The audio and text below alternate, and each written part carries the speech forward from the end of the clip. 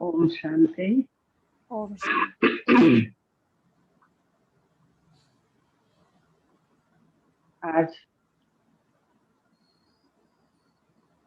हम सभी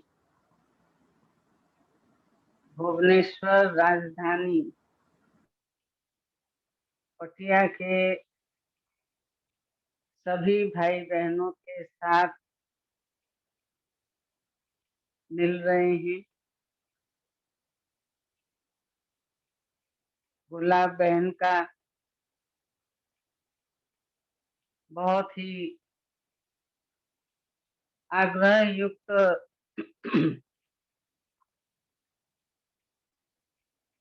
दीदी आप क्लास कराइए। आप तो मम्मा और बाबा को देखा है, उनकी पालना ली है, तो हमारे पटिया निवासी भाई बहन भी वाकिफ हों, उनको भी कुछ जानकारी मिले। तो मैं गुलाब दीदी का और सभी भाई बहनों का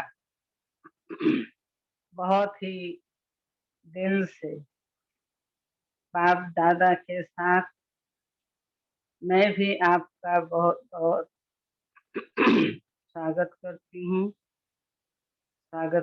हूँ।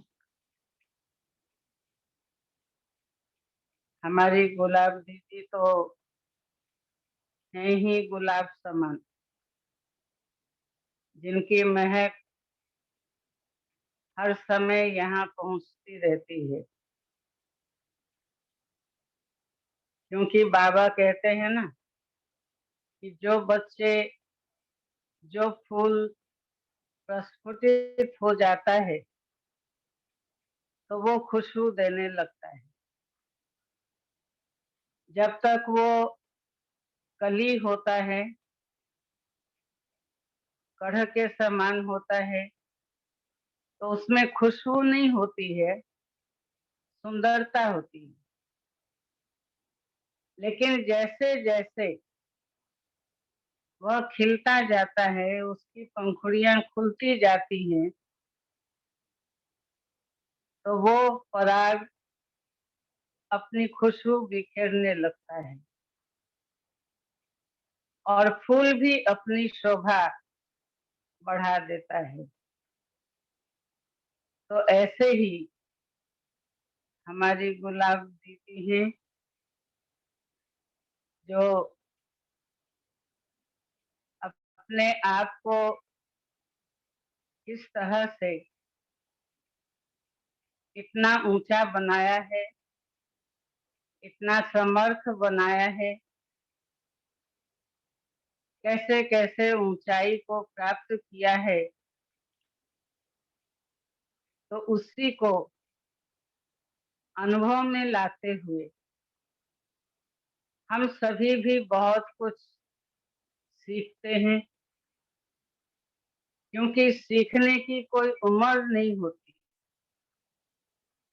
पढ़ाई की, शिक्षा की कोई उम्र नहीं होती है। वो जीवन पर्यंत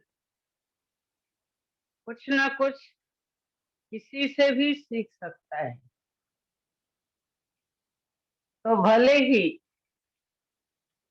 मुझे 50 वर्ष से ऊपर हो गया बाबा के बने हुए,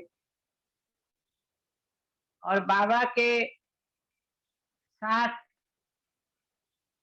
साकार रूप में भी अनुभव करते हुए, लेकिन अब तक भी मैं सभी से सीख रही हूँ। अपना अनुभव प्रदान करती हूँ और सामने वाले से बहुत कुछ सीखने को प्राप्त हो जाता है। तो मुझे भी बहुत खुशी होती है आप सभी पटिया निवासी भाई बहनों से मिलकर। ये पटिया शब्द जब हम कहते हैं तो मुझे साकार बाबा की याद आती है, क्योंकि पहले तो इतनी सुविधा मधुबन के अंदर नहीं थी जो सभी को खटिया दिया जा सके। सभी जमीन में ही सोते थे। जो बीमार होते थे या कोई कमर के दर्द से, पैरों के दर्द से, माना जो पेशेंट होते थे तो उनको ही खटिया मिलती थी, बाकी सबको पटिया मिलता था। तो इसलिए बाबा कई बार बच्चों से पूछता था कि बच्चे पटरानी कौन बनेंगे। क्लास में ही कई बार बाबा पूछ लेता था, बच्चे हाथ उठाओ, पटरानी कौन बनेंगे। तो पटरानी माना पट में सोना, अर्थात जमीन में पर सोना, धरती पर सोना। तो पहले रूम के अंदर नीचे दरी डाल करके एक छोटा गद्दा डाल दिया जाता था, चादर डाल दी जाती थी और उसी पर सभी बच्चे सोया करते थे। तो आप सभी भी पट राजा और पट रानी हैं। पटिया बहुत सुंदर नाम है और बाबा की याद दिलाता है।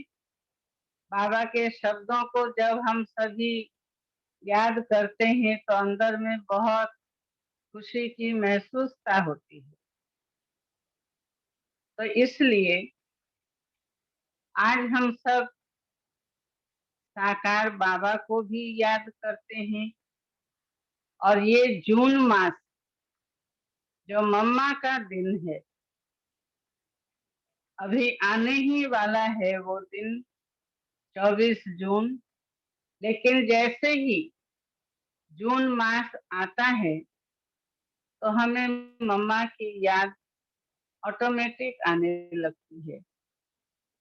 18 जनवरी स्मृति दिवस, समर्थी दिवस के रूप से याद आता है। ब्रह्मा बाबा के वो सारे कार्यकलाप याद आने लगते हैं और जून मास में मम्मा की याद स्वतः ही आने लगती है। तो मम्मा, जबकि मैं पटना में ही थी, बिहार पटना, जहाँ से हमने ये ज्ञान लिया,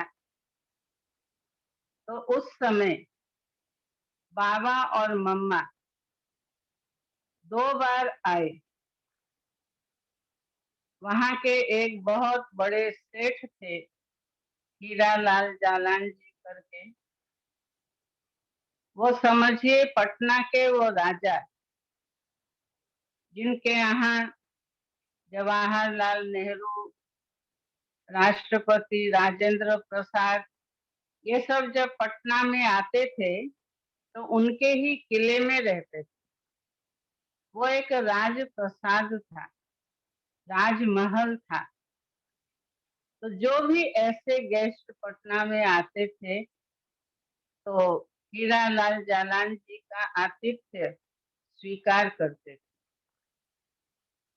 तो एक बार उन्होंने बाबा मम्मा को भी निमंत्रण दिया था कि बाबा आप आइए और वहाँ के लोगों को सत्संग कराइए। उस समय क्लास वगैरह की कोई बात नहीं होती थी, सत्संग।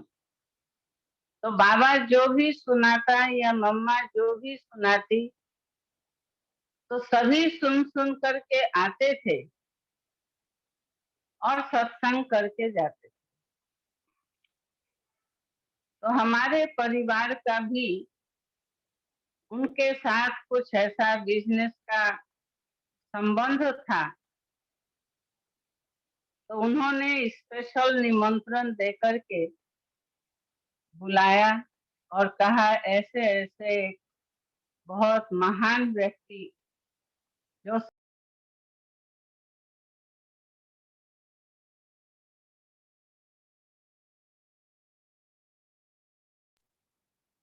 तो उसी तरह से हम लोग तो उस समय छोटे छोटे थे, 5 या 6 साल की उम्र थी, लेकिन फिर भी माता पिताजी के साथ सुबह सुबह जाते थे। मम्मा और बाबा की क्लास चलती थी। अगर बाबा का रूम भर गया, फिर दूसरा रूम में सभी बैठते थे, बहुत लोग आते थे। तो एक तरफ मम्मा की भी क्लास चलती थी और दूसरी तरफ बाबा की भी क्लास चलती थी। और इस रीति से हम सभी तो छोटे बच्चे थे, तो कभी बाबा की क्लास में जाकर बैठते थे और कभी मम्मा की क्लास में जाकर के बैठते थे। तो थोड़ी थोड़ी स्मृति अभी भी है कि मम्मा किन किन विषयों के ऊपर क्लास कराती थी।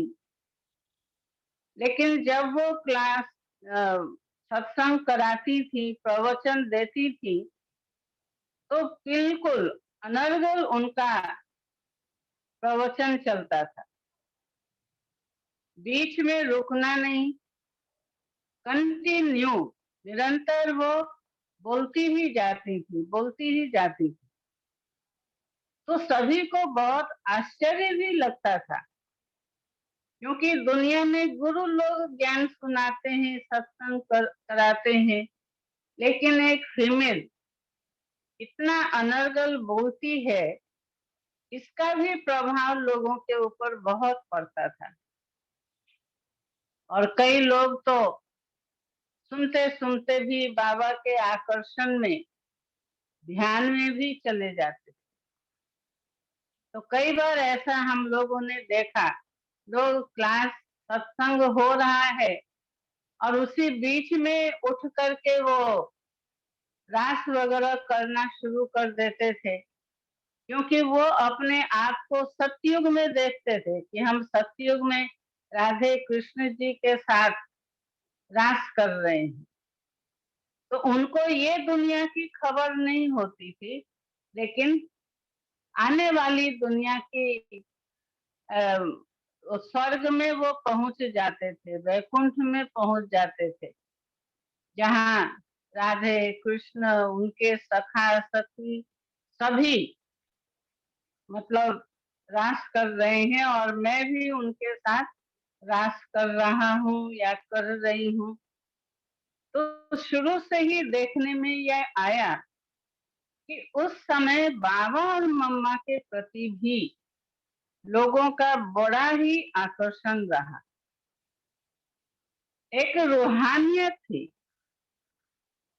मम्मा के चेहरे में बहुत सौम्यता, चेहरे पर स्मित मुस्कान रहती थी और सभी को रूहानियत की दृष्टि से देखती थी।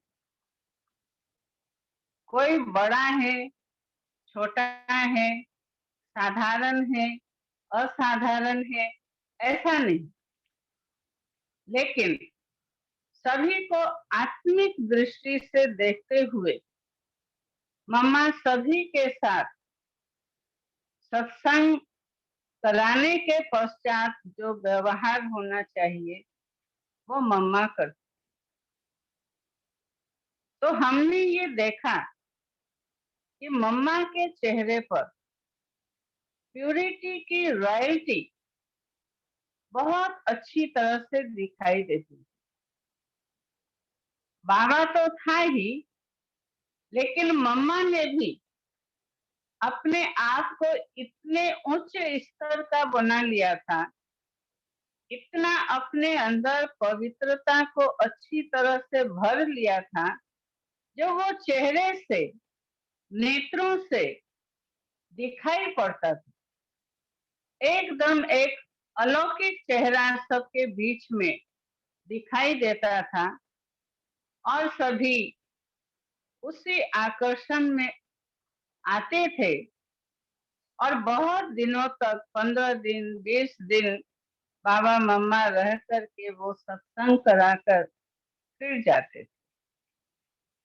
तो खैर ये तो बचपन की बात हो गई, लेकिन मधुबन में भी जब हम सभी जाते थे तो मम्मा बहुत ही गंभीर, बहुत ही शांत चित्त, मम्मा ने अपने आप को इतना गंभीर, इतनी ज्ञान की गहराई में जाने वाली बना दिया अपने आप को, जो बिल्कुल ही किसी के लिए कुछ चिंतन करना या सोचना कि ये ऐसा है, ये वैसी है, कभी भी नहीं। क्योंकि मम्मा के आगे तो अनेक बच्चों की बात आती थी, बहुत सारे बच्चे थे। हम सभी वैसे भी सुनते हैं, यज्ञ की स्थापना के समय 300 साढ़े 300 बच्चे थे और उन सबको मम्मा संभालती थी, उनका पूरा केयर करती थी, माँ की तरह पूरा उनको लालन पालन देती थी। मधुबन में हम सभी भी जब जाते थे तो यही देखते थे कि मम्मा का नैनों से जो प्यार झलकता था, माँ जैसे अपने बच्चे को देखकर किस तरह से अंदर ही अंदर खुश होती है, गदगद होती है, तो वो नैनों से ही मालूम पड़ता है ना। वाणी तो पीछे, मेरा धन हो, मेरा राजा हो, मेरा जो भी हो, वो तो शब्द बाद में निकलते हैं माँ के मुख से, लेकिन पहले तो आंखों में वो स्नेह झलकता है ना। तो बच्चा भी रीड कर लेता है कि माँ मुझे किस रूप से देख रही है। तो ऐसे ही मम्मा भी अपने नेत्रों में इतना स्नेह की स्थिति को अपना लिया, जिसको भी वो देखती थी तो उन्हें ये महसूस होता था कि माँ मुझे बहुत स्नेह से, प्यार से, दिल से देख रही है। बड़ा ही हार्ट टचिंग मम्मा की दृष्टि थी, चेहरे पर गंभीरता थी और बोल में काफी ऊर्जा, बहुत शक्तिशाली बोल मम्मा के निकलते थे। तो मम्मा ने अपने आप को ज्ञान की गहराई में जाकर के इतना भरपूर कर लिया, इतने ज्ञान रतन को अपने में समा लिया, जो बात मत पूछो। हम सभी सुनते हैं कि जब बाबा बीमार थे, बॉम्बे में हॉस्पिटल में थे, तो बाबा मुरली लिख करके भेजता था, और लिख कर जो भेजता था और मधुबन में मम्मा उसे पढ़ती थी। उस समय पांडव भवन में ही सभी रहते थे। मम्मा उस पत्र को, मुरली को पढ़ती थी और पढ़ करके फिर ओरली सुनाती थी क्लास में आकर। तो मम्मा ने ज्ञान को, जैसे कहते हैं ना, सागर को चिड़ियों ने हक कर लिया, ऐसे ही मम्मा ने ज्ञान सागर को भी हक कर लिया। बाबा जो भी लिख करके भेजता और एक एक पॉइंट को अपनी बुद्धि में रख करके उसका विश्लेषण करना, उसको स्पष्ट रीति से प्रांजल भाव से समझाना, बहुत ही सुंदरता पूर्वक मम्मा इस कार्य को किया करती थी। तो काफी समय जब बाबा बॉम्बे में रहे ऑपरेशन के कारण, तबीयत के कारण, तो मम्मा का ये सिलसिला चलता रहा। लेकिन एक बात मैं और ये बताती हूँ कि मम्मा का बाबा के प्रति बहुत रेस्पेक्ट था, बहुत आदर था, और हमेशा वो अपने आप को बाबा की बच्ची ही समझती। मैं यज्ञ माता हूँ ऐसा कभी नहीं, लेकिन मैं तो बच्ची हूँ बाबा की। तो कभी कभी बाबा आने से पूर्व मम्मा स्टेज पर बैठती थी। आप सभी ने पांडव भवन के हिस्ट्री हॉल में देखा होगा, पहले वही क्लासरूम था, तो 3 स्टेज लगे हुए थे। एक पर मम्मा बैठती थी, दूसरे पर बाबा, और तीसरे पर कोई बच्चे जो योग कराते थे या जिनको कोई सेवा समाचार सुनाना होता या अपने अनुभव सुनाने होते, तो तीसरी गद्दी बच्चों के लिए। तो कई बार बाबा के आने से पूर्व मम्मा की मुरली चलती थी।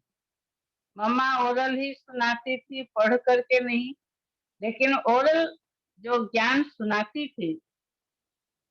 तो बाबा को कई बार इच्छा होता था कि मैं मम्मा की मुरली सुनूं, मम्मा क्या सुनाती है, कैसे सुनाती है। तो कई बार दरवाजे के पास बहुत ही धीरे से बाबा आकर के खड़ा हो जाता था, लेकिन मम्मा को न जाने कैसे मालूम पड़ जाता था कि बाबा आ गया। आप सबने तो देखा ही होगा। हाँ, 1-2 सीढ़ी चढ़ करके फिर बाहर, हाँ, गेट है क्लासरूम में आने का, तो वहां ही बाबा सीढ़ी के पास खड़े होकर के मम्मा की मुरली सुनना करता था। लेकिन मम्मा को पता पड़ जाता था कि बाबा आ गए, तो तुरंत मुरली वहां से बंद। पूरी लाइन को भी वो लास्ट फुल स्टॉप नहीं करती थी। जहां जो शब्द उच्चारण हुए बस वहां ही स्टॉप। नहीं, सतगुरु बाबा आ गए। बाबा फिर आकर के कहते थे, बच्ची सुनाओ सुनाओ, बाबा भी सुनेगा। बाबा मम्मा एकदम चुप हो जाती, एकदम शांति में जैसे बैठ जाती थी, और कुछ भी मुख से मम्मा का निकलता नहीं था। फिर वो कहती थी, अब बाबा मुरली चलाएगा, सतगुरु बाबा मुरली चलाएगा। और मम्मा एक स्टूडेंट की भांति बैठ जाती थी, और बाबा की मुरली जैसे एक स्टूडेंट लिखता है, पढ़ता है, उसी तरह से लाइक ए स्टूडेंट, हाँ, मम्मा का लाइफ रहा। और फिर जो मुरली सुनती थी, तो मम्मा एक एक पॉइंट को, हम सभी जानते हैं ब्रह्मा बाबा के द्वारा शिव बाबा ने जो मुरली सुनाई, तो वो तो ज्ञान का सागर, सागर की तरह लहरें उनकी उठती रहती थी। अभी अभी आत्म अभिमानी की बात बाबा कहेगा, तो अभी अभी परम धाम की बात करेगा।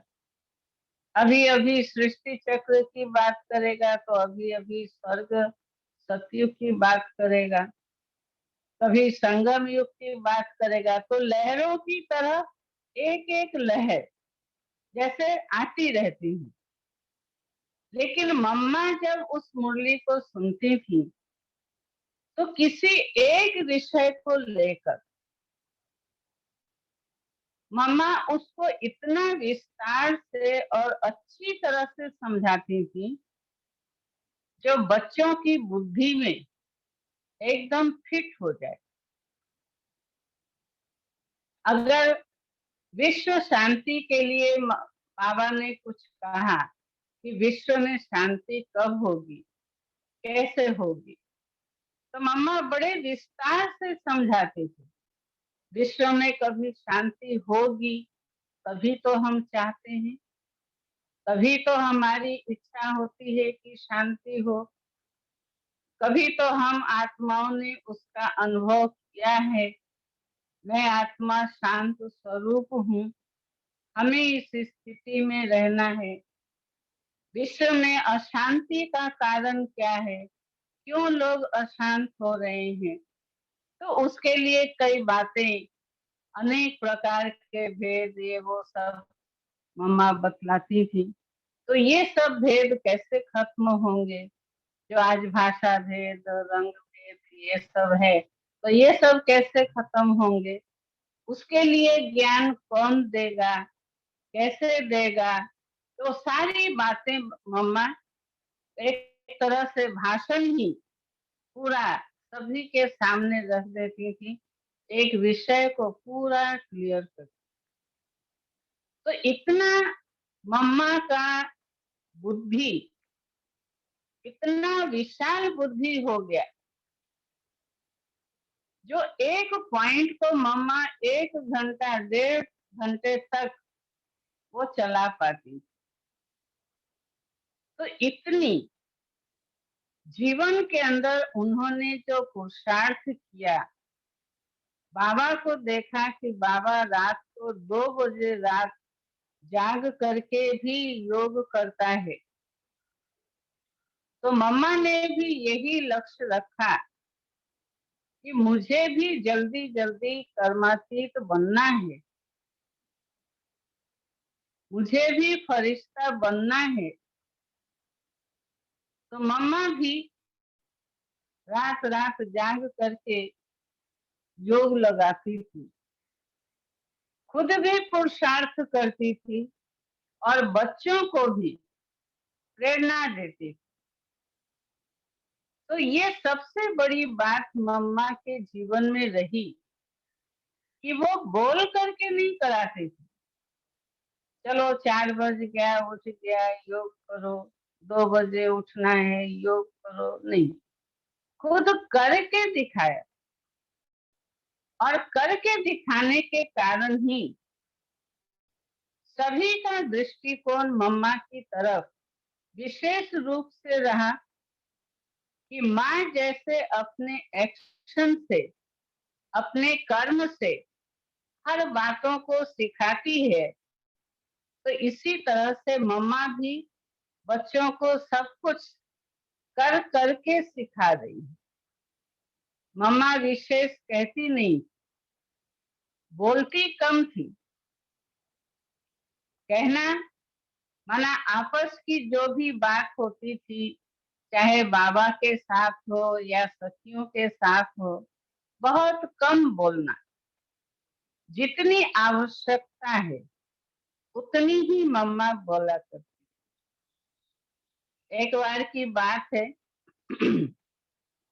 जो हम सभी दीदी दादियों से सुनते आए हैं कि मम्मा एक बार बेंगलोर गई और वहां के विभिन्न स्थानों की सेवा करके कई दिनों के बाद पहुंची। जब बाबा के पास आई, बाबा ने पूछा, बच्ची सर्विस कैसे हुई? तो बहुत ही अल्प शब्दों में मम्मा ने कहा, बहुत अच्छा। मैंने क्या किया, मैंने कहाँ जाके भाषण किया, मैंने किस वीआईपीओ को सेवा की, मैंने क्या किया, ये सब कुछ भी नहीं, लेकिन बहुत अच्छा, बहुत अच्छी सेवा हुई, बस इतना ही। फिर बाबा बच्चों से और समाचार सुनता था। वहां वाले जहां भी मम्मा जाती थी, वहां वाले फिर पूरी समाचार, सेवा समाचार भेजते थे। तो बाबा को मालूम पड़ता था कि मम्मा ने क्या क्या सेवाएं की। तो ये मम्मा की विशेषता रही कि बोलना कम है लेकिन करके दिखाना ज्यादा है।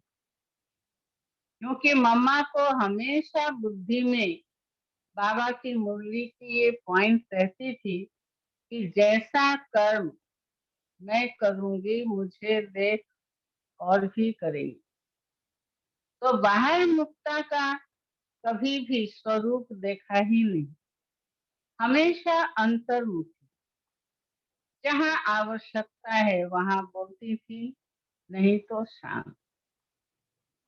कई बार बाबा बच्चों की बातें सुनता, फिर बाबा कहता जाओ मम्मा को सुनाओ, इतनी लंबी लंबी बातें जाओ मम्मा को सुनाओ। तो मम्मा सुनती थी। जो भी बच्चे अपने दिल की बात मम्मा को सुनाते थे तो मम्मा उसका समाधान भी दे देती थी, वो भी बहुत कम शब्दों में। अगर किसी ने कहा कि वो आत्मा ऐसी है, वो ऐसा करती है, तो मम्मा क्या कहती, कोई बात नहीं, आपके मन में ये जो संकल्प आया, ये ऐसी है वैसी है, ये ऐसा करता है वैसा करता है, तो आपका संकल्प क्या हुआ। माना जो कंप्लेन कोई लेकर के किसी का जाता था तो मम्मा उसी को ही करेक्ट करती, और सुनाने वाला सोचता था कि अरे मैं बेकार मम्मा को सुनाया।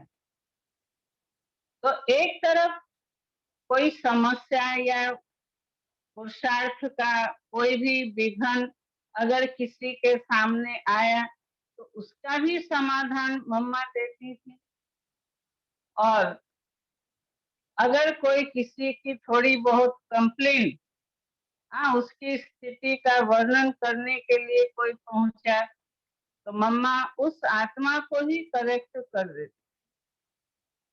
मम्मा वो ऐसा करती है ना, मुझे सहन नहीं होता है।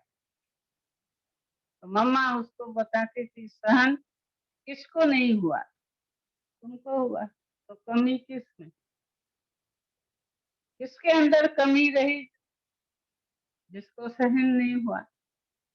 तो आप अपने अंदर सहन शक्ति को धारण करने का पुरुषार्थ करो। फिर वो आत्मा जब मम्मा के सामने आती तो मम्मा उसको भी बड़े प्यार से समझा देती, देखो ऐसा करने से बहुत अच्छा रहेगा। क्यों किया, किस लिए किया, जैसे हम लोग कभी कभी आपस में एक दूसरे को बोल देते हैं, लेकिन मम्मा ने ऐसा कभी नहीं, बड़े प्यार से वो ऐसे शिक्षा दे देती थी जो सांप भी मरे और लाठी भी न टूटे।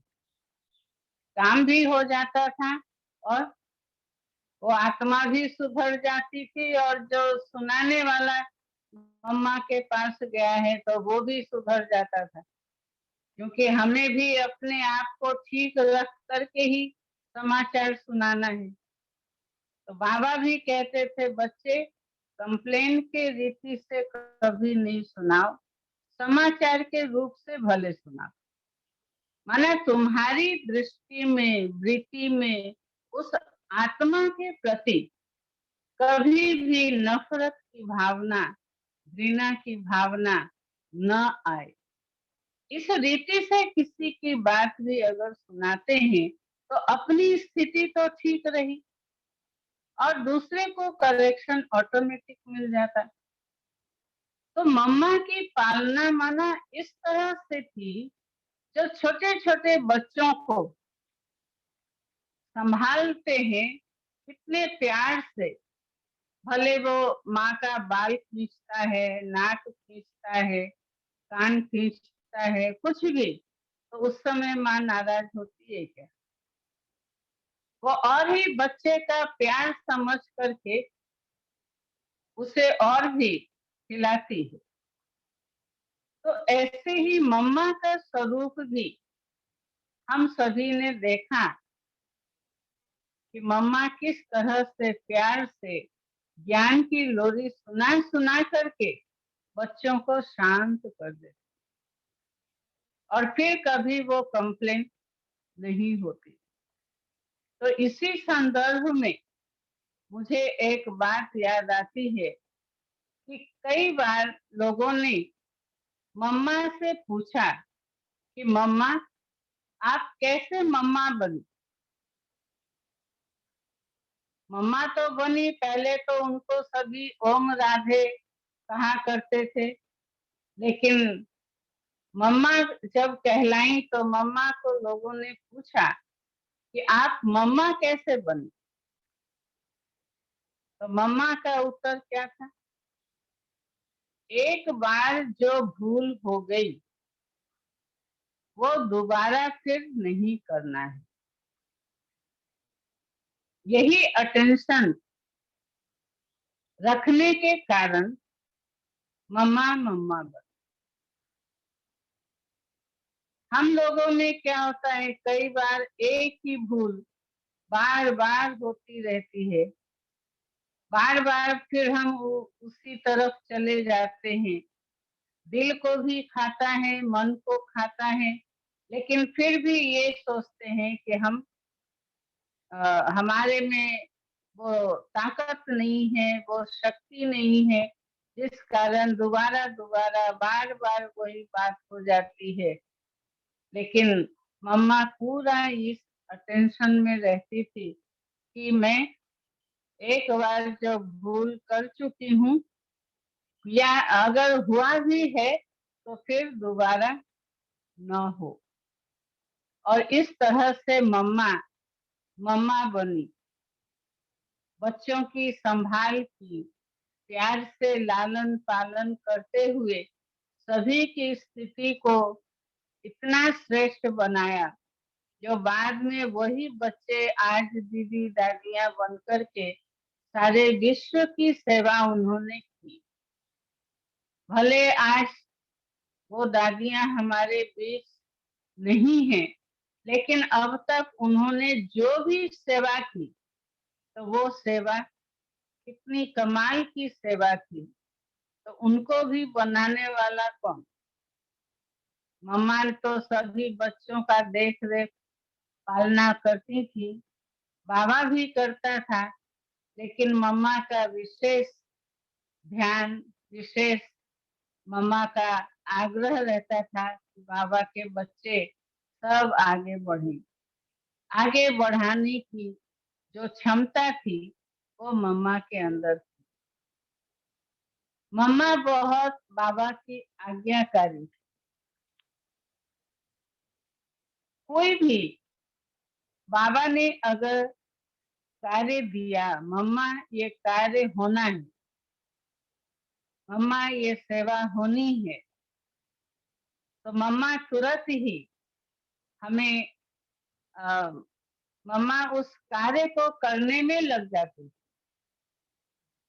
आप सभी ने सुना होगा बड़ी दीदी दादियों के द्वारा, लेकिन नए पुराने सभी क्लास में होंगे, तो मैं ये बताना चाहूंगी कि मम्मा को एक बार बाबा ने कल्प वृक्ष का जो चित्र है उसे एक चादर के ऊपर बना करके देने की सेवा कही। तो मम्मा ने और बाबा ने कहा कि 7 दिन के अंदर मुझे वो चादर चाहिए, मुझे सेवा में भेजना है। तो कल्प वृक्ष का चित्र तो आप सभी ने देखा होगा। उसके अंदर कितने सारे पत्ते हैं, कितना सभी का सिर है, सतयुग त्रेता द्वापर कलयुग पूरा सब उसके अंदर दर्शाया गया है। तो सेम वैसा चित्र बना करके कढ़ाई करके चादर के ऊपर सुई धागा से कढ़ाई करके हमें दो। तो इस रीति से 7 दिन का बाबा ने टाइम दिया था, और 7 दिन के अंदर मम्मा ने उसे तैयार करके दिया। कई बहनों को साथ लिया और चित्र अंकन करके उसकी एम्ब्रॉयडरी की, कढ़ाई किया और फिर 7 दिन होने को हैं और वो चादर तैयार हुआ। बाबा को दिया गया और बाबा को जहाँ सेवा के लिए भेजना था भेजा। तो कहने का भाव ये है कि मम्मा को अगर बाबा ने कोई भी सेवा का कार्य दिया तो तुरंत ही मम्मा उस कार्य को करने में लग जाती। कभी भी ऐसा नहीं कहा कि मुझे नहीं आता है, मेरे द्वारा नहीं हो सकता है, मैं नहीं कर सकती हूँ। ना कभी भी मम्मा के मुख से निकला ही नहीं। क्योंकि बाबा का ज्ञान भी हमें क्या सिखलाता है, ना माना नास्तिक। अगर किसी भी सेवा के लिए, कार्य के लिए ना कर दिया, माना वो नास्तिक है। तो बाबा ये कहते थे, जब मैं निर्मल शांता दीदी के पास थी तो दीदी हम सबको ये समझाती थी कि देखो कभी भी ना नहीं करना। अगर ना करेंगे ना तो आगे की जो उन्नति है वो रुक जाएगी। कैसे रुक जाएगी? अगर बड़ों ने कोई कार्य कहा और आपने ना कर दिया, अच्छा उस समय तो ना कर दिया और आप सोचेंगे मैं जीत गई, क्या अच्छा हुआ और कोई करेगा। लेकिन दोबारा बड़े तो आपको नहीं कहेंगे कि किसी कार्य को करो। तो ना कहना माना आगे के लिए उन्नति रुक गया, रास्ता बंद हो गया। हाँ, अगर वो कार्य करना नहीं आता है, वो सेवा मालूम नहीं है, तो आप पूछो, हाँ करो और पूछो कि मुझे मालूम नहीं है कैसे क्या करना है। निर्माण बन जाओ और निर्माणता सहित पूछो तो बड़े बताएंगे। तो ये चीज मैंने मम्मा के अंदर देखी। ये तो यज्ञ की बात है, लेकिन हम सभी जब बड़ों के मुख से ये सुनते हैं कि मम्मा ऐसी आज्ञाकारिणी बाबा की थी और सभी को सिखाया, काम में तो कार्य में अवश्य लगाया, रात दिन एक करके इतना बड़ा झाड़ मम्मा ने तैयार करके बाबा को दिया, ये कम बात नहीं है। तो इसी तरह से कोई भी सेवा बाबा की मुख से निकला और मम्मा ने किया। जैसे संकल्प किया और उसे हम कर्म में लाए, इतना स्पीड माना मम्मा का था।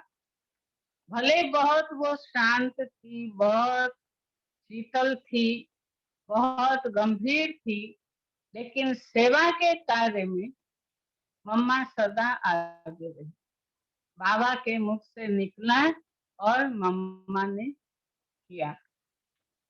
तो इस रीति से मैंने ये देखा अपनी आंखों से कि मम्मा की जब तबीयत खराब थी, मम्मा को शारीरिक असुविधा थी, बॉम्बे में मम्मा का इलाज चल रहा था और डॉक्टर ने भी जवाब दे दिया कि अब 5-6 मास का ही टाइम दे दिया।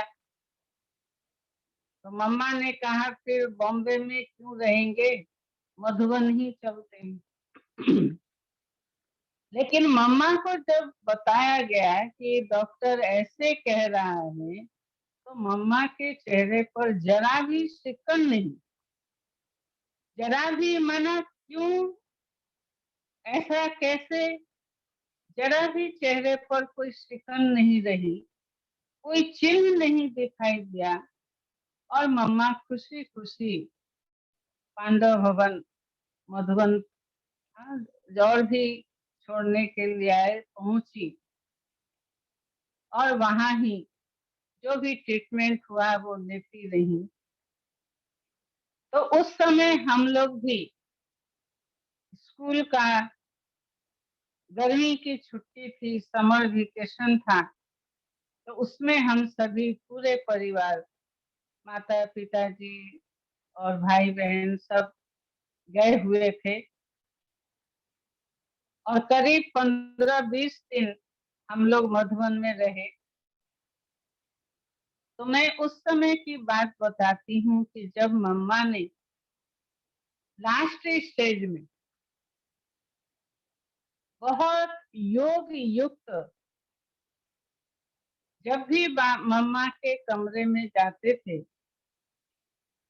रोग तो बढ़ता जा रहा था, तकलीफ भी बढ़ती जा रही थी, पेन भी बहुत हो रहा था, लेकिन मम्मा के चेहरे से कर्म भोग का चिन्ह बिल्कुल दिखाई नहीं देता। और मैं अपने आप को बहुत ही भाग्यशाली समझती हूँ कि छोटेपन में मम्मा को पटना में देखा, मम्मा के हाथों से टोली खाई, मम्मा की गोद का स्पर्श का अनुभव किया। वैसे ही बाबा का भी, क्योंकि सत्संग कराने के बाद बाबा मम्मा दोनों ही टोली खिलाया करते थे। और जब मम्मा का अंतिम समय आया तो उस समय भी हम लोग वही समर वेकेशन में मधुबन गए हुए थे। गुरुवार का दिन था। तो मधुबन में गुरुवार को ब्रह्मा भोजन हुआ करता था। तो सुबह क्लास के बाद मम्मा भी क्लास में आई। बॉम्बे से बच्चों ने आम भेजा हुआ था, हाफूस आम। मम्मा ने एक एक बच्चों को आम दिए। फिर मम्मा अपने रूम में चली गई। जो भी नाश्ता वगैरह जो भी कुछ खा सकने की स्थिति जो भी होगी। फिर 9 बजे घंटी बजी। 9 बजे तक सभी नाश्ता भी कर लेते थे, 8 से 9 के अंदर। फिर 9 बजे घंटी बजी तो सभी के मन में ये क्वेश्चन कि अभी क्यों घंटी बजी। स्कूल की पितल घंटी जैसे बजती है वैसे पहले मधुबन में बजा करती थी। टेप ये सब तो कुछ नहीं था। और इस रीति से सभी बच्चे मम्मा के रूम में लाइन लगा करके गए। मम्मा के शरीर में इतनी भी शक्ति नहीं थी जो अपने हाथों से वो अंगूर, जो मम्मा ने अपने हाथों से बगीचे में बेल लगाई थी और वो अंगूर तैयार हुआ था, वही अंगूर मम्मा ने उस दिन सभी बच्चों को खिलाया। तो इसलिए जब भी मम्मा का भोग लगता है तो अंगूर जरूर याद आता है, भोग में हमें रखना है। तो मम्मा के हाथों से लगाया हुआ वो पेड़ लता, और बहुत सुंदर उसमें अंगूर सब निकले थे, पक चुके थे। और वही मम्मा ने उस दिन एक एक बच्चों को फिर अंगूर भी दिया। और फिर मम्मा ने रेस्ट किया। दोपहर को ब्रह्मा भोजन बहुत अच्छी तरह से मम्मा ने खाया। मम्मा की जो ब्राह्मणी जमुना दादी थी, जो उनके खाने पीने का पूरा ध्यान रखती थी, तो उन्होंने बाबा को आके सुनाया कि बाबा आज मम्मा ने बहुत अच्छी तरह से खाया। तो बाबा भी खुश हो गए और सोचा कि मम्मा अभी हाँ बिल्कुल ठीक हो रही हैं। लेकिन कुछ समय के पश्चात भी मालूम पड़ा कि मम्मा वर्तमान इस शरीर के अंदर नहीं है।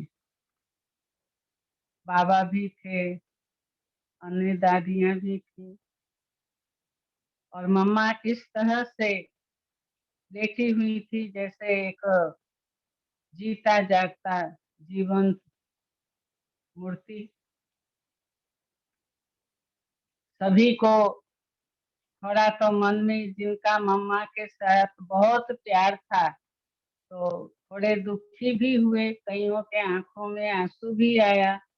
लेकिन फिर बाबा ने सभी बच्चों को क्लास में बुलाया और बाबा ने आधे घंटे तक मुरली चलाई, बहुत पावरफुल मुरली चलाई, और कहा जिनके आंख में आंसू आया, पानी आया, वो खेल, किसी को भी आंसू नहीं गिराना है।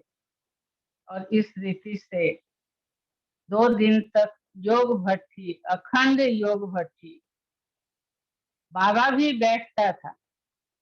तो उसी क्लासरूम में खटिए पर मम्मा के शरीर को रखा गया और योग भट्टी चारों तरफ सभी बैठ करके, जो भी ब्राह्मण बच्चे वहां पहुंचे हुए थे, सभी योग भट्टी किए। और बाबा को ये संकल्प था कि मम्मा आएगी। और उस दिन, दूसरे दिन, तीसरे दिन फिर मम्मा का संस्कार किया गया। तो हम सभी को तो मना किया गया कि आप लोग को, बच्चे लोग कोई भी वहां नहीं जाएंगे। लेकिन हम लोग कहाँ सुनने वाले, हम लोग भी दौड़ दौड़ करके दूसरे रास्ते से, पीछे के रास्ते से निकल गए, और उसी यात्रा में हम लोग भी शामिल हो गए। तो मम्मा की यही सीख रही, अंतिम यात्रा में, अंतिम दर्शन में भी रहने का जो मुझे भाग्य मिला, ये भी मैं अपना भाग्य ही समझती हूँ। और यही शिक्षा मम्मा की सदा ये रही कि अपने आप को सदा ही यही समझना है कि हम संगम युग के इस अंतिम जन्म में हैं, और इस अंतिम जीवन में रहते हुए भी हमारा हर क्षण अंतिम, जीवन तो अंतिम है ही है, लास्ट 84वां जन्म तो है ही है। लेकिन अपने जीवन का हर क्षण अंतिम है, हर क्षण, हर पल हमारा अंतिम समय है, ऐसा ही सोचना है। तो ऐसा सोचने से ही सभी बच्चों का जो पुरुषार्थ है वो आगे बढ़ सकेगा। तो मम्मा ने अपने आप को कर्मातीत फरिश्ता बनाने के लिए कितने सारे ऐसे संकल्प संजो करके रखे थे, जो कभी कभी मम्मा की मुरली में सुनने को हमें प्राप्त हो जाता था।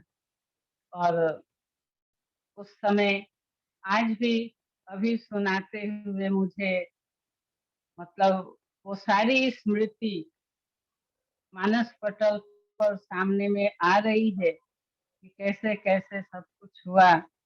और हम भी मम्मा के साथ साथ उस स्थान तक पहुंचे, और बड़ी दादी जी ने संस्कार किया।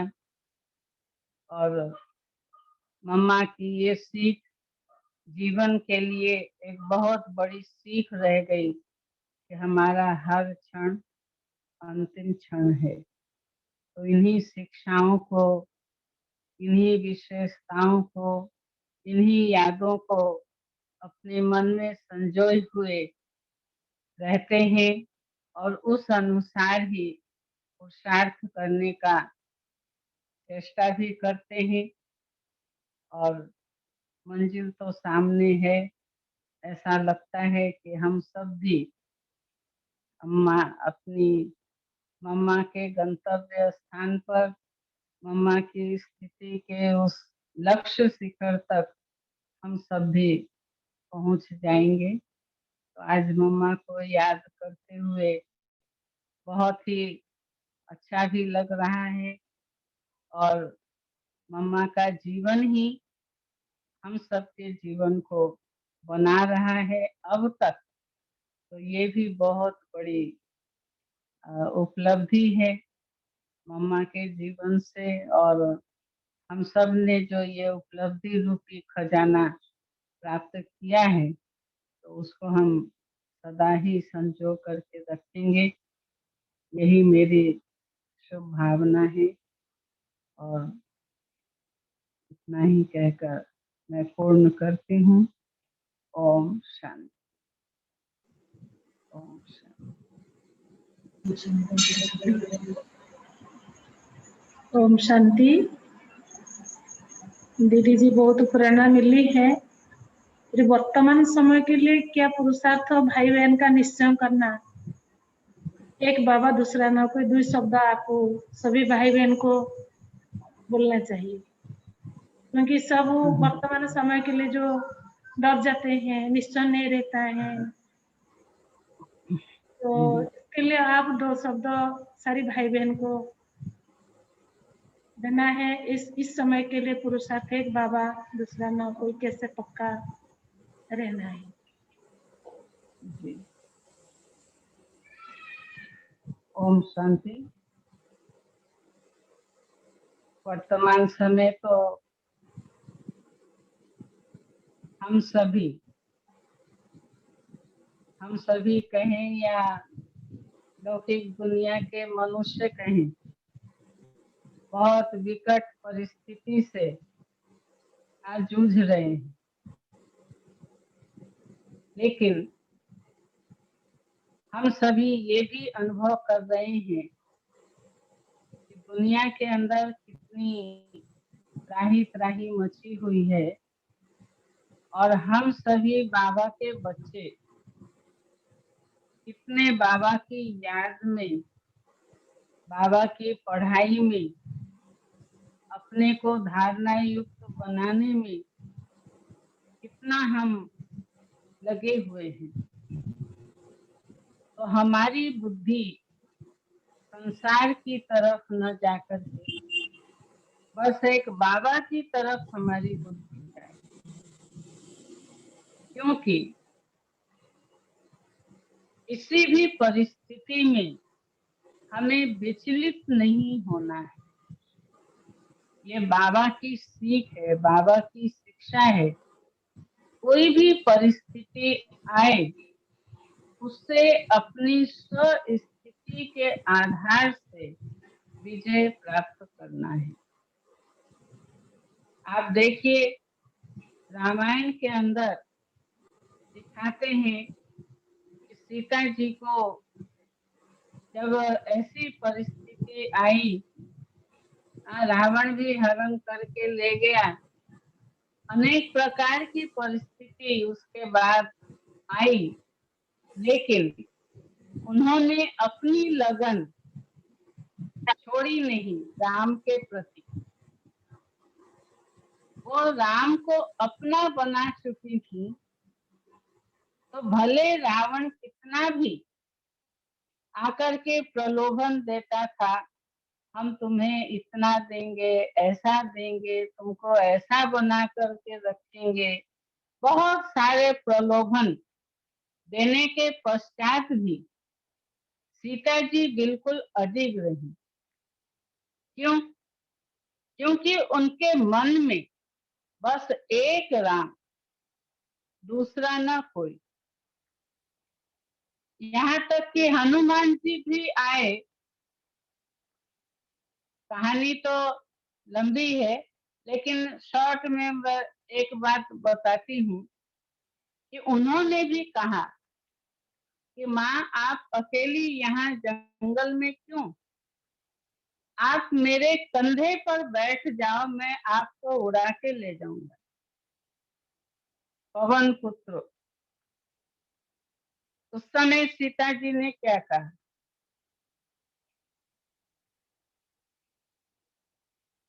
पर पुरुष का स्पर्श नहीं,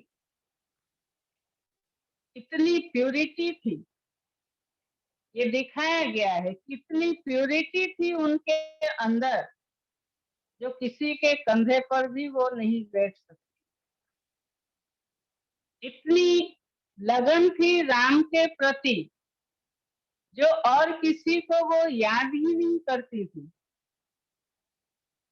तो वर्तमान समय बाबा हम सभी बच्चों को यही कहते हैं, बच्चे बस एक बात, दूसरा ना कोई। लौकिक में हम अब तक जिनको अपना समझते रहे और जो आत्माएं कोरोना से पीड़ित रही, क्या परिवार वाले उनके पास गए, उनको मिलने दिया जाता था, या अंतिम संस्कार तक भी हाँ वो उनको देते नहीं थे। तो लास्ट का जो सीन, ये भी बाबा एक हमें अनुभव करा रहा है कि हमें अपनी बुद्धि को देह से और देह के संबंधों से निकालना है, क्योंकि संसार के मानव, परिवार के सदस्य भी तो संसार के ही मानव है ना। उनसे संबंध अगर हम बुद्धि का रखेंगे भी, तो भी अंत समय वो काम में आने वाले नहीं। काम में कौन आएगा, वही एक बाप। वो हमें सहयोग देगा, वो हमें मदद देगा। बाबा ने कहा है कि विनाश के समय भी जो बच्चे मेरे योग युक्त होंगे, उनकी संभाल मैं करूंगा।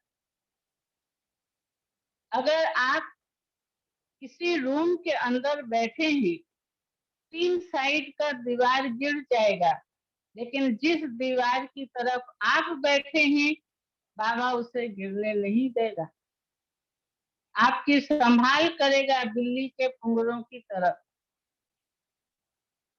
आपको खाना नहीं मिलेगा, ये भी हो सकता है। उस समय तो पांचों प्रकृति का जो प्रकोप होगा, तो उस समय न खाना मिलेगा, न पानी मिलेगा, न शुद्ध हवा मिलेगा। अभी तो शुद्ध हवा ये सब कहाँ मिल रहा है, तब तो ऑक्सीजन के लिए इतना मारा मारी दुनिया के अंदर है। पानी भी सब प्रदूषित हो गया है, तो बोतल का पानी पीते हैं। हर चीज उस समय पांचों प्रकृति जब अपनी तमो प्रधान अवस्था में होगी, तो उस समय हम क्या करेंगे। कुछ भी खाने को अगर नहीं होगा, उसके लिए भी बाबा ने कहा है कि जो मेरे योग युक्त बच्चे हैं, मैं उनको अपने पास बुला लूंगा। ध्यान में अपने पास, माना शरीर छुड़ा करके नहीं, मैं उनको ध्यान में ले जाऊंगा और वहां उनको सूबी रस, जो भी सतयुगी फल फ्रूट है, उनको खिलाऊंगा। और जब वो ध्यान से उतरेंगे, तो उनका पेट भरा हुआ रहेगा, उनको ये महसूस ही नहीं होगा कि हमने भोजन नहीं खाया। लेकिन ये कब होगा, जब हम बाबा को अपनी बुद्धि में रखेंगे। बाबा ही मेरा साथी है, बाबा ही मेरा संसार है, बाबा के साथ ही मेरा सर्व संबंध है। जब इस रीति से बाबा को हम साथ रखेंगे, तभी बाबा हमें उस समय भी मदद करेगा। कई बच्चों के हाथ फेल हो जाएंगे दृश्य देख करके, कई बच्चों की अवस्था हिल जाएगी, कईयों का निश्चय हिल जाएगा। अरे ये क्या हुआ, क्या हुआ क्वेश्चन ही नहीं, जो हुआ था अच्छा हुआ था, अभी जो हो रहा है अच्छा हो रहा है, और जो होगा बहुत अच्छा होगा। तो ये चीज हमारे को अपने अंतर मन में घुसा करके रखना है कि जो हो रहा है कल्याणकारी।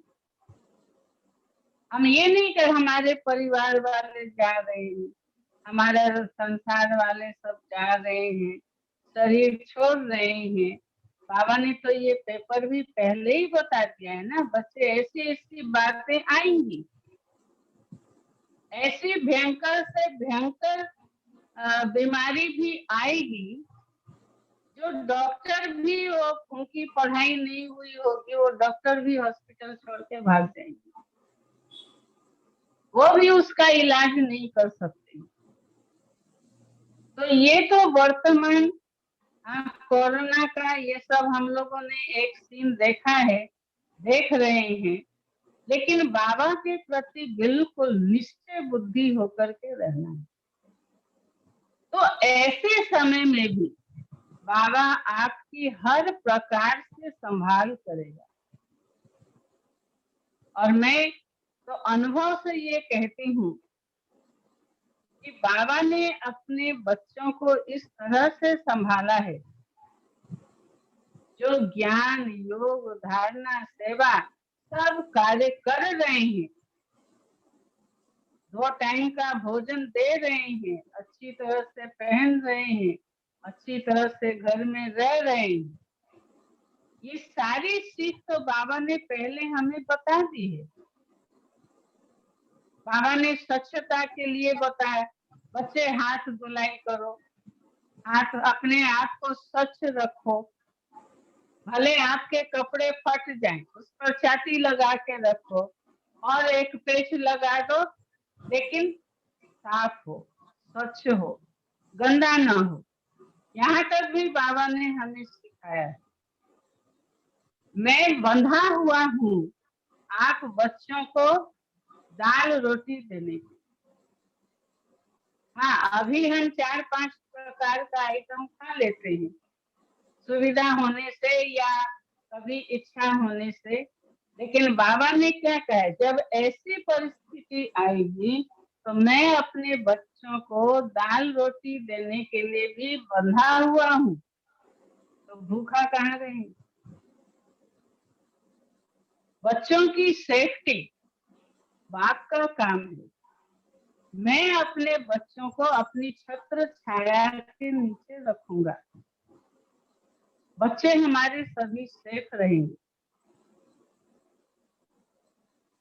कोरोना ने हमें सिखाया डिस्टेंसिंग, हाँ 2 गज की दूरी पर रहो। बाबा ने तो पहले ही प्योरिटी का ज्ञान दे दिया है।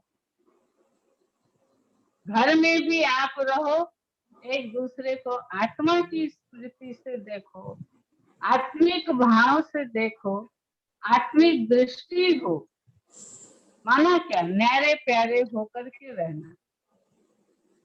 कोरोना हमें सिखा रहा है, पास में नहीं बैठना है, दूर में बैठना है। बाबा ने प्योरिटी का ज्ञान पहले से ही हमें दे दिया है कि किसी के शरीर से भी स्पर्श ना हो, न्यारे प्यारे होकर के रहो, आत्मा की दृष्टि में रहो। भोजन भी खाओ तो प्योर भोजन खाओ। पहले से ही बाबा ने हमें शाकाहारी बना दिया, बाबा की याद का बना हुआ भोजन खाने को मिल रहा है, हमें ब्रह्मा भोजन मिल रहा है, उन्हें तो वो भी प्राप्त नहीं था। कैसा कैसा भोजन वो कर रहे थे, लेकिन बाबा ने अभी तक तो सभी बच्चों को सेफ रखा है। अगर थोड़ी असावधानी हुई, हाँ जैसे मास्क पहनना है, थोड़ी असावधानी होने के कारण अगर हम भी उस रोग से ग्रसित हो गए तो उसमें भी कुछ सोचना नहीं। अपना मनोबल इतना मजबूत हो, बाबा मेरा साथी है, बाबा मेरा सहयोगी है, इतना बाबा के ऊपर अगर हमारा निश्चय होगा तो वो कोरोना भी भाग। मनोबल, मानसिक बल जितना हमारा ऊंचा और ऊंची स्थिति का होगा तो हर चीज से हम बचे रहेंगे। तो इसके लिए कभी भी हमें अपने निश्चय को डिगाने की आवश्यकता नहीं है और निश्चय बुद्धि बनना है। रोग आया तो हम क्या सोचते हैं, क्या नहीं और रोग बढ़े और रोग बढ़े, बढ़ता जाए हम सोचते हैं क्या? तुरंत उसका निराकरण करते हैं ना। डॉक्टर के पास जाते हैं, घरेलू उपाय करते हैं, ऑपरेशन करना होता है तो ऑपरेशन कराते हैं, सब कुछ करते हैं ना। तो हम ये क्यों सोचे ऐसी ऐसी परिस्थिति आ गई, अरे हम तो बाबा के बने थे, ऐसा क्यों हुआ? नहीं, देखिए दुनिया के अंदर पेड़ों के अंदर भी पतझड़ होता है। हम उस समय सोचते हैं क्या कि पत्ते सारे क्यों झड़ गए? सोचते हैं? पुराने पत्ते गए तो नए पत्ते अपने आप कलवित होते हैं और भी नए पत्ते आते हैं। तो उससे प्रकृति का जैसे संतुलन बना रहता है, तो संसार का संतुलन भी बाबा बना करके रखता है। तो उसमें हमें कभी भी अपने निश्चय को हिलाना नहीं। बस मैं और बाबा, और इधर उधर की बातों में हमें जाना ही नहीं, सोचना ही नहीं। बस बाबा बाबा बाबा बाबा करते हम अपनी उस योग युक्त अवस्था में बिल्कुल तत्पर रहे। इसलिए बाबा ने कहा है कि अंत समय में निराकारी स्थिति की आवश्यकता है। अभी हम अशरीरी बनते हैं, फरिश्ता बनते हैं, हर स्थिति का अनुभव करते हैं, लेकिन अब निराकारी स्थिति की आवश्यकता है। निराकारी स्थिति माना बस मैं और बाबा। जब आपकी बुद्धि परम धाम जाती है तो कौन जाता है? सूक्ष्म वतन में तो फिर भी सूक्ष्म काया हमारे साथ है, हमें महसूस होता है हम सूक्ष्म शरीर में हैं। लेकिन जब परम धाम जाते हैं बस मैं आत्मा, कोई शरीर का ना छाया, ना आकारी शरीर है, ना साकारी शरीर है, ओनली मैं बिंदु, और मेरी टचिंग उस बिंदु के साथ, परम बिंदु के साथ। तो उसी से जो हमें करंट मिलता है, जो शक्ति मिलती है, वो फिर जब हम इस साकार दुनिया में आते हैं तो हम अपने को शक्ति से भरपूर समझते हैं, अनुभव करते हैं। समझना तो अलग चीज है, अनुभव करते हैं। बुद्धि से ज्ञान से भी हम समझ सकते हैं, लेकिन वो अनुभव करना कि मैं और बाबा, तो ऑटोमेटिक हमारी जो बुद्धि है और कहीं भी जाएगी। पूरा साथी दृष्टि, पूरा बाबा के साथ साथीपन की दृष्टि स्थिति हमारी हो।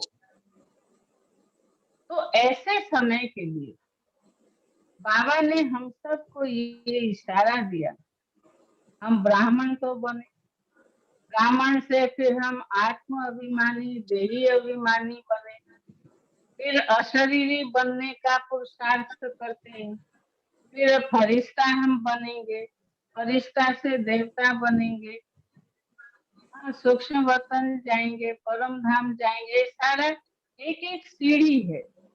अब हमको उस लास्ट सीढ़ी पर, उस लास्ट लक्ष्य तक पहुंचना है, निराकारी स्थिति का अनुभव करना है। तो बहुत मजा आएगा, बहुत अच्छा लगेगा। और संसार के अंदर जो भी हो रहा है, हम उनको शांति का दान दें। हम खुद घबराए नहीं, हमें डरना नहीं है, हमें घबराना नहीं है, लेकिन जो आत्माएं गई हैं उनको हम शांति का दान दें, उनको हम शुभ भावनाएं अपनी पहुंचाएं। जो पीड़ित हैं उनको हम प्रकाश दें। प्रकाश देने का काम तो हमारा है ना। जब ईरान इराक में युद्ध हुआ था तो बाबा ने कहा था ना कि उनको भी आप योगदान दो। तो क्या योगदान देंगे? तो बाबा ने कहा था कि वो भी तो आपके भाई बहन है ना, अपने भाई बहनों को प्रकाश देंगे ना, उनको भी योग की ताकत भेजेंगे ना, ताकि वो उस दुख दर्द तकलीफ से अपने आप को उभार सके। तो हमारी भावना अच्छी हो। जो पीड़ित हैं, जो हॉस्पिटल में पड़े हैं, या जो घर में भी अलग से रह रहे हैं, उनको हम प्रकाश दें, उनको हम बाबा की शक्ति पहुंचाएं। और जो आत्माएं इस शरीर का त्याग कर चुकी हैं, उनको भी हम शांति का वाइब्रेशन दें, शांति दें उनको, ताकि वो आत्माएं भी शांति से वो जाकर के जन्म ले सके। तो इसी में हमारा ये भी एक तरह से आत्मिक प्यार, आत्मिक दृष्टिकोण उन्हों के प्रति भी है। कल जैसे हम सभी ने वृक्ष लगाया, विश्व पर्यावरण दिवस था, तो उन कोरोना पीड़ित लोगों के लिए और जाने वाली आत्माओं के लिए भी हम सभी ने उनकी स्मृति में वृक्ष लगाया। तो जो भी गेस्ट आए हुए थे, कलेक्टर आए, डीएफओ आए, एसपी आए, सीडीएमओ आए, एसीएफ आए, एडीएम आए, सभी ने बहुत सुंदर अनुभव करके गए कि वहाँ आप लोग ऐसा भी कार्य करते हैं। उन आत्माओं को भी, उन लोगों को भी आपने याद किया, तो बहुत अच्छा प्रभाव उन्हों के ऊपर पड़ा। और जो आत्माएं जा चुकी हैं उनके लिए भी हम लोगों ने 3 मिनट साइलेंस में हम सभी खड़े होकर के उनको शांति का दान दिया। तो ये प्रभाव उन्हों के ऊपर बहुत पड़ा है।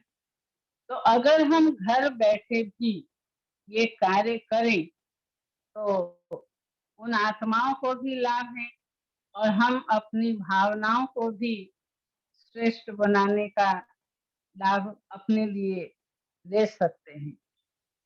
तो वर्तमान समय, इस अंतिम टाइम में बाबा का यही मूल इशारा है। एक तो प्यूरिटी पक्की हो, अपना भोजन पूरा शुद्ध हो, हमारा जो स्नेह संबंध संपर्क है उसमें भी बिल्कुल न्यारापन और प्यारापन हो, और सभी के लिए शुद्ध भावना हो। तो यही बाबा की शिक्षाएं हम सबको मिलती आई है। और जितना जितना हम अपने आप को बाबा की जो लास्ट शिक्षा, निरहंकारी बनो, निर्विकारी बनो, निराकारी बनो, तो अगर उन शिक्षाओं को हम ध्यान रखेंगे ये तीनों ही जो ज्ञान योग का सार है, वो सारा सार हमारे जीवन के अंदर आ जाएगा और उसी के द्वारा ही बाबा फिर सेवा कराएगा। ठीक है, अच्छा। ओम शांति। सभी पटिया निवासी भाई बहनों को बहुत बहुत धन्यवाद। गुलाब दीदी को भी बहुत बहुत धन्यवाद, जिन्होंने मुझे ये मौका दिया आप सभी से ज्ञान को शेयर करने का और मम्मा के विषय में बताने का। जो भी मधुर स्मृतियां मम्मा की रही, वो आप सभी के सामने रखी। ऐसे तो बहुत बातें हैं, लेकिन जो भी मूल रूप में जो जो बातें हम सभी ने देखी और अनुभव किया, उसी को आप सभी के समक्ष रखा। तो इतना ही कहकर मैं पूर्ण करती हूँ। ओम शांति। दीदी जी ओम शांति। तो आज ओम शांति। हम सभी भाई बहन को मम्मा की याद प्रैक्टिकल ने दिया, कैसे कर्मातीत हुआ, वो प्रेम प्यार से परिवार को चला के गए, ये भी याद आपसे हैं, हम लिए हैं। आप तो प्रेरणा का स्रोत, जैसे हमको लगता है मम्मा जो गंभीरता थे, इतना सरल थे, इतना प्यार भी थे और नजर से निहाल करते थे। अभी ऐसे भी सभी को देते हैं और ये जो अंतिम समय पर हमको पक्का कराया, एक बाबा दूसरा ना कोई, और उस सभी के लिए शुभकामना और शुभकामना। फिर प्यार, इतना सभी भाई बहन से प्यार है, जो जाने वाली आत्मा से भी प्यार है। उनके लिए पेड़ पौधे लगाए के भी ऑक्सीजन दान किए। ये तो बहुत बड़ा धारणा की बात है, प्रैक्टिकल लाइफ में आप किया। ज्ञान तो हम सब सुनते हैं, लेकिन धारणा करके अनुभव खुद करके अनुभवी बनाना, ये तो अलग चीज है, जो आपसे हम सीखी है। इतना शिक्षा सावधानी दी है, जो प्रैक्टिकल लाइफ में इतना स्थिर है, धीर है, नम्र है, सरल है, जो भी कहे कुछ कम नहीं है। दीदी जी, बहुत सारी बात आपसे हम धारणा करते हैं, कैसे दीदी ये सारी बिगड़ी हुई दुनिया में रह करके और ज्ञान लेके सारी परिवार को चला के उठाते हैं। तो कुछ थोड़ा सा जाते हैं हम तो घबरा जाते हैं, लेकिन ये दीदी जी इतना स्थिर होकर इतना कारोबार को संभाल के कैसे आगे बढ़ते हैं, आपसे हम सीखते हैं दीदी, आपसे ही सीखते हैं। इसलिए मेरे तरफ से बहुत तो धन्यवाद देती हूँ। फिर भाई बहन की तरफ से हमारा सत्य भाई तो वोट ऑफ थैंक्स देंगे। बहुत सारी भाई बहन का प्यार है, आपके साथ भी हमारा रिलेशन है, ये परिवार का बहुत गहरा है। तो इसलिए भाई बहन की तरफ से भाई जो हमारा सत्य भाई वोट ऑफ थैंक्स देंगे। दीदी ओम शांति। ओम शांति। दीदी जी ओम शांति, सुन रहे हैं ना आप? ओम शांति। हाँ, दीदी जी ओम शांति। ओम शांति। ओम शांति। ओम शांति। आप बाप दादा को बहुत बहुत शुक्रिया। आपको भी कितने शुक्रिया देते तो वो भी कम है। बाप दादा की तरफ से आज साकार मम्मा बाबा की जीवन को हमारे पास रखा। हमें जैसे लगा है हमें तो मम्मा बाबा की साकार पालना नहीं पाए है, आप जो साकार पालना पाई है उसको जब आप वर्णन कर रहे थे, हमको भी लगता था हम जैसे मधुबन में है वो जो मम्मा का अंतिम दिन है, जो अंगूर सब बच्चे को खिलाए, हम भी लगा था हम भी खा रही है, वो भी मम्मा का जो साकार पालना की आप अनुभव दिया है, हम भी और सब भाई बहन अनुभव भी किए हैं। तो आप सुदूर नवरंगपुर में रहते हुए भी आज हमारा भुवनेश्वर के सब भाई बहन के घर में भी एंटर किया है, हमारा दिल के भी में एंटर किया है। इसीलिए सब भाई बहन की तरफ से, बाप दादा की तरफ से, हमारा सेंटर दीदी के तरफ से आपको तहे दिल से बहुत बहुत शुक्रिया शुक्रिया शुक्रिया।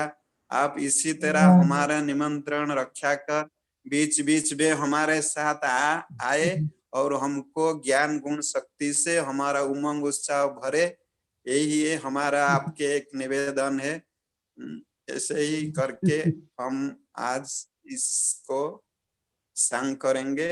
आपकी आशीर्वाद, आपकी हस्त हमारे सबके सिर पर रहे, वही कामना है। ओम शांति, ओम शांति, ओम शांति। ओम ओम शांति। शांति। ओम शांति। दीदी के लिए हमारा पार्वती शांति। देवी गाएंगे, एक छोटा सा गीत गाएंगे दीदी के लिए। अच्छा।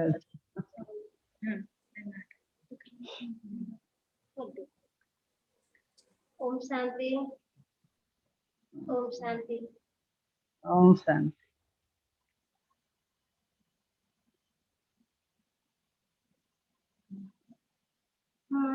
छतीरी पाद देई सीखिली मुचाली, खेली खेली उड़ाइली केते धूली बाली, सेही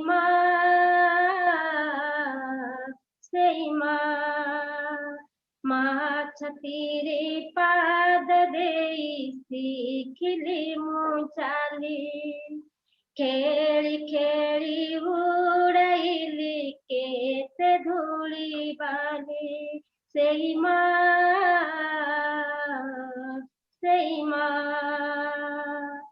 तारी पार से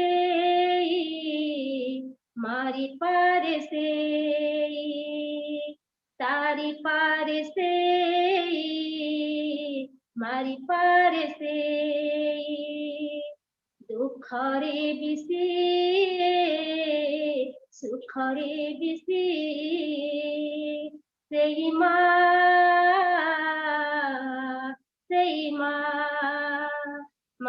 छतीरी पाद देई सीखिली मुचाली, खेली खेली उड़ाइली केते धूली बाली, सेही माँ।